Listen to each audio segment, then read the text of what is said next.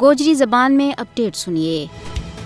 بھارتی فسطائی حکومت اپنے زیر تسلط جموں کشمیر میں آزادی کا متوالا نہ خوف زدہ کرنے واسطے ہر طرح کا چانکیائی اور سامراجی حربہ تحت کنڈا استعمال کر رہی ہے۔ ایک بکھی بلا جواز گرفتاری، دوران حراست قتل، ڈومیسائل کا قانون میں تبدیلی، تاریخی مقامات کا نامہ کی تبدیلی، جعلی جھڑپاں اور ازدہ کی پامالی اپنا عروج پر ہے، اور دوجی بکھی ان نیت نواں بانا بنا کے بے گناہ لوکاں کی جائیداد ضبط کی جا رہی ہے۔ فسطائی مودی حکومت جائیداد کی ضبطی کو یو غلیظ قدم اس واسطے چاہ رہی ہے تاکہ آزادی کی مقدس تحریک کے نال وابستہ لوکانہ دستبردار کی ہو جا سکے۔ ان تمام سامراجی منصوبوں کو اشارہ انانا اسرائیل تو مل رہا ہے۔ کالا قانون UAPA کے تحت سری نگر اور سوپر میں مزید 2 مکان ضبط کر لیا گیا ہے۔ پچھلا دنہ رجوری، پونچھ، ڈوڈا، کشتواڑ ضلع میں کشمیریوں کی 168 جائیداد ضبط کر لی ہیں۔ کشمیر کی صورتحال پر ڈونگی نظر رکھنے والا ماہرین کو کہنا ہے کہ کشمیریوں کی جائیداد ضبط کرنی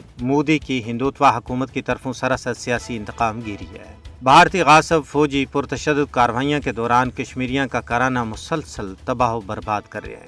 RSS کی پاڑی بھی مودی حکومت آزادی پسند کشمیریاں نہ انہاں کی زمیاں، جائیداداں اور نوکریاں تو محروم کرن پر تلی بھی ہے، جس کو مقصد حریت پسند کشمیری عوام کا عزم نہ توڑنا ہے۔ لیکن اہل دانش کو کہنا ہے کہ بھارت کا اس طرح کا تعدیبی حربہ کسی بھی صورت میں کشمیری حریت پسند عوام نہ اپنا مشن تو بیگانہ نہیں کر سکتا، کیونکہ ماضی کی تاریخ گواہ ہے کہ بھارت نے جس قدر کشمیریوں پر ظلم و جبر اور قہر سمانی کی ہے، اسے مناسبت نال انہاں کا جذبات و احساسات میں تلاطم پیدا ہوئے ہے۔ اس تو معلوم ہوا ہے کہ ظلم و جبر اور جور و ستم نال تحریک مٹتی نہیں بلکہ انہاں میں ایک ابھار پیدا ہوا ہے۔ اس واسطے بھارتی بدمست حکمرانہ نہ ہوش تو کم لیتا ہوا اس قضیہ نہ حل کر کے جنوبی ایشیا نہ ایک بڑی تباہی تو بچانا ہوا ہے۔